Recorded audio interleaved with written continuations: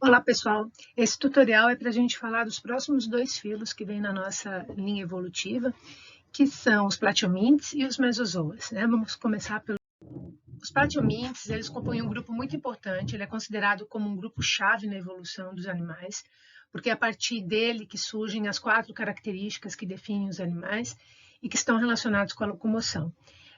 Eles são um grupo de sucesso, né, composto por 45 mil espécies, do qual apenas 1.500 são de vida livre. Todas as outras são parasitas, né? Embora ele tenha os 3 tecidos embrionários, ele tenha a musculatura que vem da mesoderme, ele ainda não tem um esqueleto rígido, então a locomoção dele não é o suficientemente, né, eficiente para ele competir com outras espécies que têm pseudoceloma ou celoma, né? Os animais de vida livre podem ocorrer tanto na água doce quanto na água salgada, e alguns, inclusive, na terra, não propriamente dito na terra, mas em ambientes úmidos, né, do ambiente terrestre. Aqui a gente tem 2 imagens, né, mostrando as planárias de água salgada, que são bastante coloridas, né. Elas têm um mimetismo bem forte com os corais, onde elas ocorrem, os costões rochosos, né. Elas são achatadas, né? Então, o Bauplan do Platiomintes, como está no próprio nome, corpo achatado, é uma característica do grupo, né? Bem evidente nas espécies de vida livre, que podem ter as bordas recortadas, dobradas, para melhorar o processo de mimetismo. Como inovações aqui a gente tem relacionado com a linha dos metazoários, dos animais, está a simetria, né? Então elas têm uma simetria bilateral, só consigo dividi-las em 2 partes iguais uma única vez, e é uma simetria que, junto com a mesoderme, está relacionada com uma locomoção, né?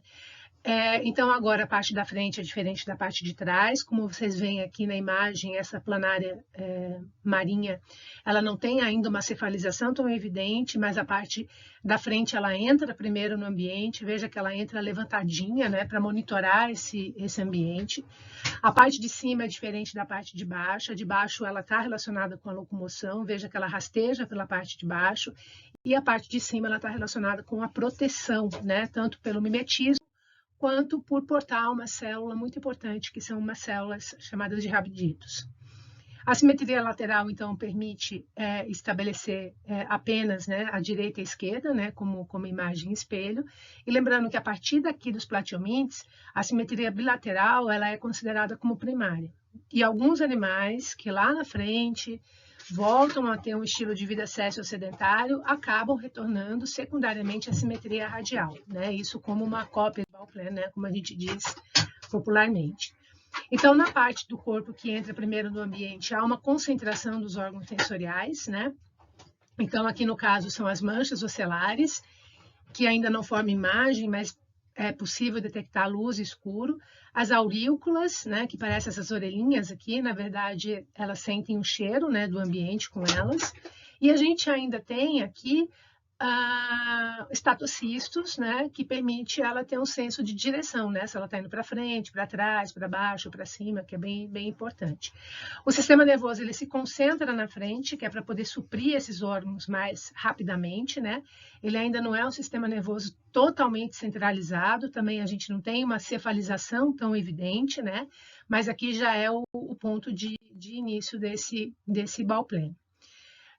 Ela tem os 3 tecidos embrionários, né? Então, aqui a gente tem no desenho endo em verde, ecto em azul e meso entre a endo e ecto, preenchendo todo o corpo. Essa meso aqui, ela traz a musculatura e eles são ditos animais de corpo sólido, né? Porque todos os órgãos que tem aqui no meio, ela vai estar preenchido por esse parênquima, né? Por essas células do mesoderma, né? Então, ele acaba limitando um pouco o próprio movimento desses órgãos, né?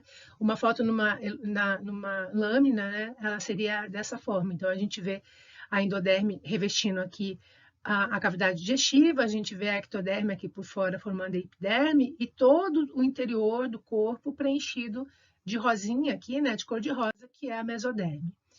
Só para a gente entender esse contexto do animal acelomado, e novamente, acelomado, a gente só entra nessa classificação quem tem os 3 tecidos embrionários. Então, aqui a gente tem a endo, a ecto e a meso. No percurso evolutivo, o que acontece? Essa meso se afasta e fica em contato com a ecto, formando um espaço, uma cavidade interna preenchida por líquido, que é o celoma. Nesse primeiro, a gente tem o pseudoceloma, no segundo, a gente tem o celoma chamado verdadeiro. A diferença é que no pseudoceloma ele é incompleto, a meso fica só em contato com a ecto, enquanto que no celoma verdadeiro, essa meso, chamada de peritônio, né, essa membrana, fica em contato tanto com a endo quanto com a ecto. As vantagens que essa cavidade interna traz, elas são inúmeras, né? Então, ela está relacionada, ela vai servir para resolver problema de superfície e volume, né? Circulando os nutrientes. Ela vai servir como espaço onde ela pode armazenar gametas, ovos, guardar partes do corpo. Mas a principal função é como esqueleto hidrostático. Então, essa cavidade preenchida por líquido passa a ser, então, a estrutura que os músculos vão atuar para poder gerar um movimento mais efetivo, né? Então, aqui a gente tem o design, né, o Bauplane de um pseudocelomado, né, com a meso só em contato com a ecto, e a gente tem aqui a eletromicografia, né, de um nemátoda, e a gente tem aqui o Bauplane de um celomado, né, por exemplo, um anerídeo. As vantagens são as mesmas, né? E ainda aqui a eletromicografia, né? Então a gente vê aqui, essa aqui é a meso, que ela é em forma de musculatura, essa aqui é a membrana, que é o peritônio. Então ela está cobrindo em contato tanto com a ecto quanto com a endo. Aqui a gente tem os 3 Bauplanes, né? Então vejam que o platiomyces, o acelomado, é todo preenchido. O pseudocelomado tem uma cavidade, mas ela não está completada com a membrana, e aqui a gente tem uma cavidade com a membrana completa. O celoma ele pode surgir de 2 formas, né? Se vocês verem essa figura, a gente tem 2 formas de surgimento do celoma. Nas 2, o final é igual, né? Mas o processo embriológico ele é diferente. Isso é bem interessante porque ele tem a ver com as linhas, né? Então, os animais da linha dos protostômios, né? Onde estão os insetos, os anelídeos, os moluscos, ele vai se formar por esquizocelia, né? Então, no mesmo tempo que surgiu a endo, surge a ecto, surge a meso. Diferente da nossa linha evolutiva dos deuterostômios, no qual a mesoderme ela vai se originar da própria endo. Então, primeiro surge a endo, depois surge a ecto, e a endo é que vai formar a mesoderme. Tá? É um processo chamado de enterocelia. O problema de superfície e volume também existe aqui. Ele foi resolvido como? Achatando o corpo. O animal pode crescer o quanto quiser em largura e em comprimento, desde que não cresça em volume. Então, o achatado é o Bauplane dos platiomyces. Junto com a mesoderma também veio o sistema excretor, né, que ele é muito importante, principalmente para a osmorregulação, para esses animais que passam a ocupar tanto o ambiente aquático, de água doce, quanto o ambiente sendo endoparasitas, né? A primeira célula que surge com o mesoderme chama-se protonefrídeo, né? Ela é um precursor do néfron, que é a célula dos rins, né? Então, ela tem uma importância muito grande, principalmente para regular a entrada de água por osmorregulação em animais que vão viver no ambiente de água doce e os seus líquidos possuem muito mais sal do que o ambiente externo e eles podem estourar, como está ali naquela imagem. Mas essa célula simples aqui também ela vai selecionar os elementos, né, esse líquido interno do corpo, ele vai passar por dentro dessa célula e ela vai selecionar aquilo que interessa para o corpo, ela coloca para dentro do corpo, e o que não interessa vai sair, né, por esse orifício que vai se ligar ao exterior do corpo. A digestão ela é extracelular, não é mais intracelular, como em todos os animais, mas o intestino ainda é incompleto, eles não têm ânus, né? E diferente dos outros grupos em que a boca fica na extremidade, a boca aqui ela é no meio do corpo, né? Então ela fica como se fosse assim no umbigo, ela é uma faringe que pode variar de complexidade dependendo do bicho, né? E a gente tem espécies bem simples, né? As mais simples como a coela, em que ele ainda não tem uma cavidade digestiva, né? Ele possui células nutritivas. Mas os outros grupos vão poder ter, então, esse intestino em fundo cego simples, que é a maioria dos platiomyces, que são pequenininhos, ou em espécies que podem atingir tamanhos muito grandes, esse intestino vai dobrando, né? Dobrar o intestino a gente já viu que é uma característica para aumentar, né, a área de superfície. Então, aqui a gente tem um exemplo de acoela. Vejam que eles não têm nenhuma cefalização evidente ainda. E aqui um exemplo de policládida, né, que tem o intestino todo dobrado. Essa parte mais clara aqui no meio é a faringe. Essa aqui é uma planária de água doce. Nessa foto aqui, que ela está dobradinha, a gente consegue ver a faringe aqui no meio, ó, revertida, né? A maioria são carnívoras, né? Ou se alimentam de animais mortos, né? Mas elas usam essa fonte de nutrição. Tirando essas 1.500 espécies, né, que são de vida livre, todas as outras são parasitas. E aí ela vai precisar desenvolver características específicas do hábito parasita, né, do bauplano parasita. Então elas precisam se fixar, elas precisam, animais endoparasitas, né, que vivem dentro do organismo, precisam modificar a parede do seu corpo para não ser digerido pelo sistema, pelo digestório do hospedeiro, nem ser atacado pelo sistema imunológico. Se ela vive num lugar onde o alimento já está digerido, ela não precisa ter nem intestino, né? Ela absorve direto esses nutrientes. Porém, a maioria vive no intestino, porque o intestino é um lugar onde o sistema imunológico atua bem pouco, né? Bem fracamente. E ali não tem tanto oxigênio, então ela precisa se adaptar a viver na ausência de oxigênio. Como ela não gasta energia se locomovendo ou precisando se defender, enfim, ela acaba alocando muito dessa sua energia para maximizar a sua reprodução, mesmo porque ela está jogando no escuro, né? Ela não sabe aonde esse hospedeiro está e ela precisa contar com a sorte que seus filhotes saiam do ambiente, tenham condições de encontrar um hospedeiro e manter o ciclo do parasita. Então, ela produz muitos ovos e ovos também bastante resistentes. Então, a gente tem 4 classes: turbelária, que são os de vida livre, que são as planárias; monogênia, tremátoda e cestódia, que são os parasitas. Os turbelários, 1.500 espécies, né? Então, eles são, a maioria de água marinhos, né? Eles vivem em corais, assim, todos dobradinhos, assim, a bordinha deles, que se camuflam com esse ambiente onde eles vivem. E a gente tem as planarinhas de água doce e algumas semiterrestres. Eles têm uma variação grande de tamanho, né? Eles podem ter poucos milímetros e podem chegar até 60 centímetros. Como esses de ambiente semiterrestre, como esses que estão aqui na foto.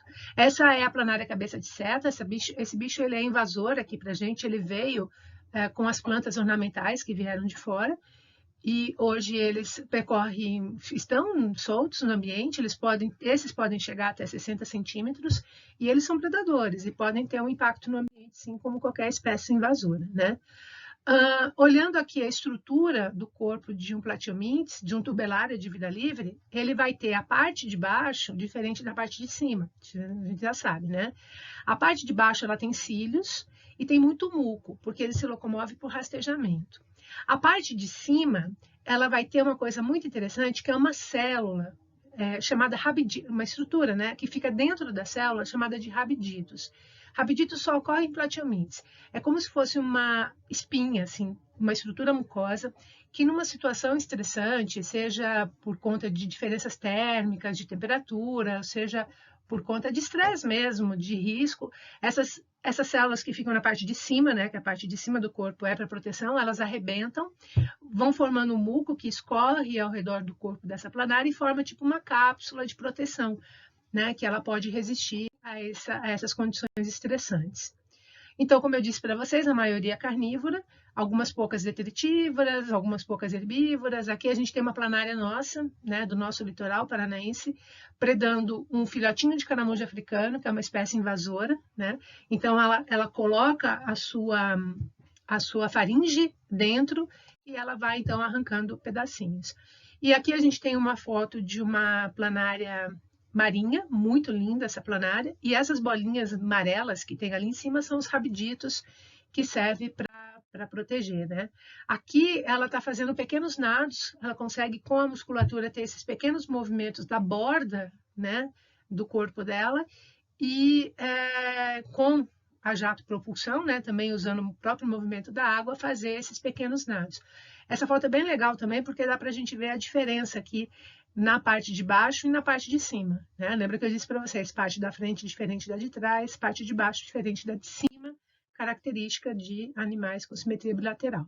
A cefalização, né? Então aqui a gente, novamente, né, eu já tinha falado para vocês, os órgãos sensoriais vão ser manchas ocelares, aurículas, os estatocistos e os rabiditos, né?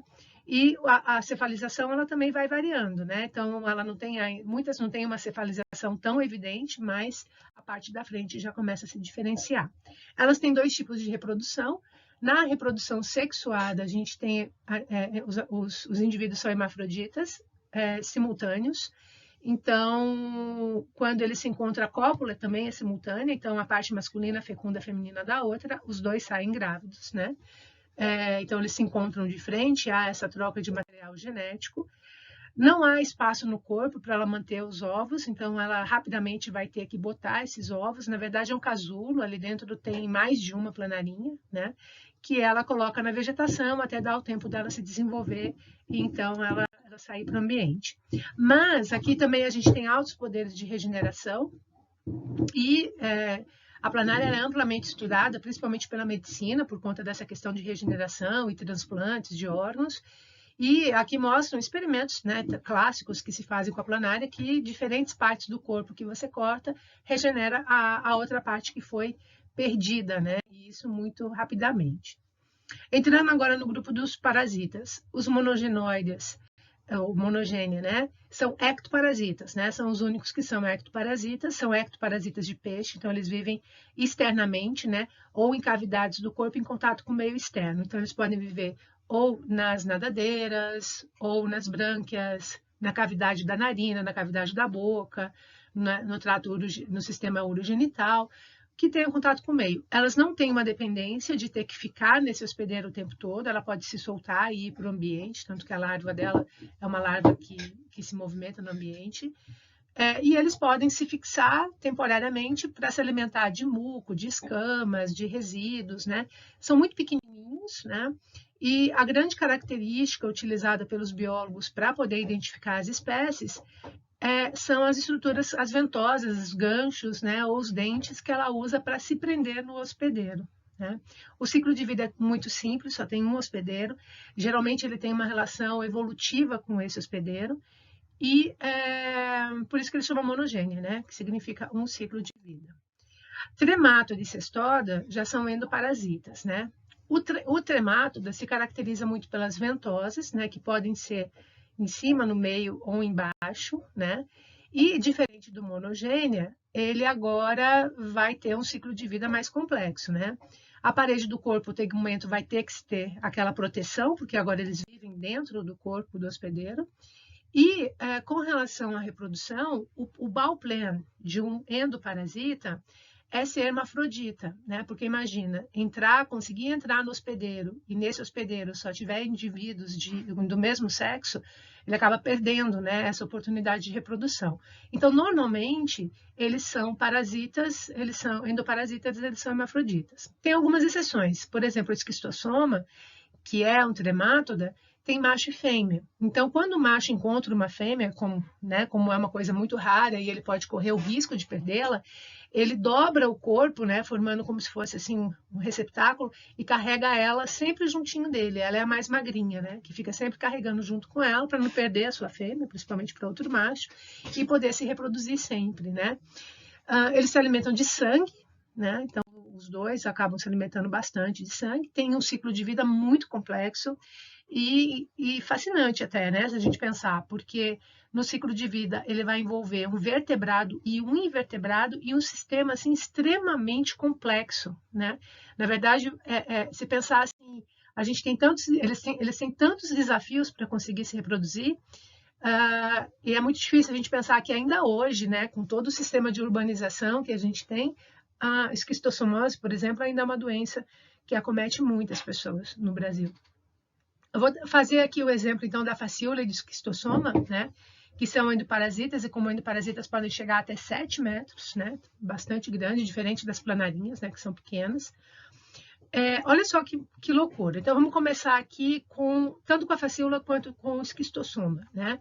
Então, eles vão sair do ambiente através de ovo, então eles vão botar esses ovos. O primeiro desafio, esse ovo, na verdade, ele é uma cápsula, dentro dela tem uma larva. Essa cápsula, para poder abrir e a larva sair, ela vai ter que encontrar condições excelentes. Então, ela vai ter que, nessa água, primeiro que ele vai ter que defecar na água do rio, ou muito perto do rio, para que essas fezes cheguem até o rio. Esse já é o primeiro desafio. Segundo desafio, esse rio vai ter que ter condições de pressão osmótica, temperatura, luz, gás carbônico, oxigênio, hidrogênio, nas certinhas para poder abrir. Se tiver tudo ok, a cápsula abre, sai uma larvinha chamada miracídio que nada. Essa larvinha precisa encontrar um caramujo. Não é qualquer caramujo, né? São algumas espécies de caramujo. Então imagina, ele tem que defecar no rio, esse rio tem que estar com as condições ótimas e tem que ter aquela espécie de caramujo. Aí essa larvinha vai entrar no corpo do caramujo. Dentro do corpo do caramujo, essa larvinha vai crescer, né? Esse é o hospedeiro secundário que a gente chama, né? O hospedeiro primário é sempre de onde ela se reproduz. Ela fica um tempo nesse caramujo, daí ela sai desse caramujo nadando, numa larvinha chamada de cercária, né? Ela tem uma caudinha, ela nada. Aqui, nesse ponto, muda para facíola e esquistossoma. No caso da facíola, que é um parasita que acomete principalmente cabras, carneiros, animais que pastam, né? Ela se encapsula de novo, né? E fica na grama, na vegetação. Aí esse animal, pastando, come essa grama com essa cápsula e, de novo, agora essa cápsula tem que encontrar no corpo do animal condições ideais para abrir. Encontrou essas condições, abriu, aí ela se desloca até o intestino. No caso do esquistossoma, essa larvinha continua nadando no rio e a pessoa tem que entrar no rio para ela poder entrar no corpo dessa pessoa através da pele. É muito louco, né? Como que vai envolver todo esse mecanismo, né? Ajustar todo esse mecanismo, isso ainda dá certo até os dias de hoje. Isso é, de fato, algo que me fascina bastante, né? Cestoda, o último, né? Ele é o mais especializado dos parasitas, platiomites, né? Eles podem chegar até 12 metros, praticamente o tamanho do intestino inteiro. Ele é especializado porque ele vai ter uma cabeça bem pequena, quase que microscópica, que vai se fixar na musculatura desse hospedeiro e ela vai ficar pendurada, cobrindo, ela é achatadinha, né, como se fosse uma fita que cobre assim, a parede do intestino desse hospedeiro. E ela tem um processo de crescimento chamado de estrobilização, né? Então o corpo dela é formado por essas partezinhas menores, né, chamado de estróbilos, né? Ou também de proglótides, que praticamente ali dentro é aparelho reprodutor, porque ela já mora no intestino, ela absorve o alimento direto, pronto, então ela não precisa se preocupar com isso, e ela precisa colocar esses ovos no ambiente, né? Então, praticamente, a gente vê aqui, dentro dessa proglótide tem testículos e útero. Ela vai crescendo conforme ela vai indo mais para o final, né? Então, aqui elas são microscópicas, no final a gente consegue ver. E ela vai esperando. Se lá no final ela conseguir trocar material genético com outra, ok, beleza. Senão ela consegue fazer um processo de autofecundação, né? Essa cabeça que se fixa chama scolex. Ela pode ter espinhos, ganchos ou ventosas, né? Ela é muito importante para manter o bicho vivo. Aqui a gente tem uma foto do estróbilo. Essas proglótides, imagina só, uma solitária, ela tem mais ou menos de 700 a 1000 proglótides grávidas, maduras. Cada uma dessa proglótide pode conter até 100.000 ovos. E mais ou menos por dia, elimina-se umas 5 dessas por dia no ambiente, né? Então, um poder assim reprodutivo gigantesco. Aqui, o ciclo ele não é tão assim, é maravilhoso também, né? Mas aqui ela envolve 2 vertebrados. Quando envolve 2 vertebrados, é até mais assim compreensível, né? Mesmo corpo, mesmo metabolismo, enfim. Então, aqui a pessoa também tem que defecar de forma que as suas fezes ali, ou vai estar num lugar em que essas proglótides vai se espalhar pelo ambiente. Ela vai formar essas cápsulas. Um boi ou um porco vai comer esse ovo vai se incistar na musculatura desse bicho e vai ficar ali. Até que um humano come uma carne de boi ou uma carne de porco contaminada, mal cozida, não mata esse ovinho entra, né, pela boca desse hospedeiro e se desenvolve e vai se alojar lá no intestino. É problemático, né? Porque ela vai estar competindo, usando os recursos alimentares do hospedeiro, sempre é complicado. Mas o mais complicado, no caso do cestoda, é quando a pessoa ela entra no lugar do boi ou da vaca e come o ovinho. Porque no caso do humano, ele não vai se insistar na musculatura, ele se insista no cérebro. E, dependendo do lugar onde ele se insista, ele pode causar problemas neurológicos bem graves. E, dependendo do lugar onde ele se insista, é impossível fazer a cirurgia, né? Então, isso é um problema muito grave que a gente tem aqui no Brasil, chamado de cisticercose. O filo mesozoa, ao que alguns autores chamam de filos, mas outro autor desmembra em 2 filos, ele é bem enigmático também. Por quê? Ele tem, das 4 características que definem os animais, ele tem uma. Né? Ele não tem tecidos verdadeiros, ele não tem cavidade digestiva, ele não tem sistema nervoso, mas ele tem simetria bilateral. Isso dá um nó muito grande, porque se ele não tivesse simetria bilateral, como vocês estão vendo aqui na imagem, eles poderiam ser colocados ali junto com o porífera placozoa, mas eles têm a simetria bilateral, que é uma característica moderna, mais próxima ali de platiomites, né? Então, mais a parte disso, todo o resto é muito simples, né? O primeiro grupo chama-se rombozoa, né? Ele tem um sistema chamado de eutelia, que é o número limitado de células. Dá para contar o número de células, de tão simples que ele é. Ele tem uma célula no meio, que é alongada, e as outras que ficam ao redor. Esse bicho, ele é parasita de rim de polvo, só. Todos eles são parasitas e muito específicos. São bichos muito pequenos, né? Em torno de 0,5 milímetro. Mas tem a simetria bilateral. E o ortonecta, ele é mais maluco ainda. Por quê? Ele pode viver tanto dentro quanto fora do hospedeiro. E quando ele está fora, é quando ele se reproduz. E pode ter macho e fêmea, como está aqui no desenho, né? Também tem um número limitado de células, também ele é super simples, mas ele tem essa simetria bilateral, quando ele é adulto. Porque quando ele entra no corpo do hospedeiro, ele vira essa manchinha aqui, ó, que é praticamente né, um pedacinho, né? É muito louco. É um bicho de 0,1 milímetro, né? Um plasmódio, né? Que vai parasitar o corpo de invertebrados no geral, né? Então, aqui, no caso do mesozoa, a questão é que, por ele ter essa simetria bilateral, se coloca ele ali mais próximo de platiomites, acreditando que ele seja um tipo de parasita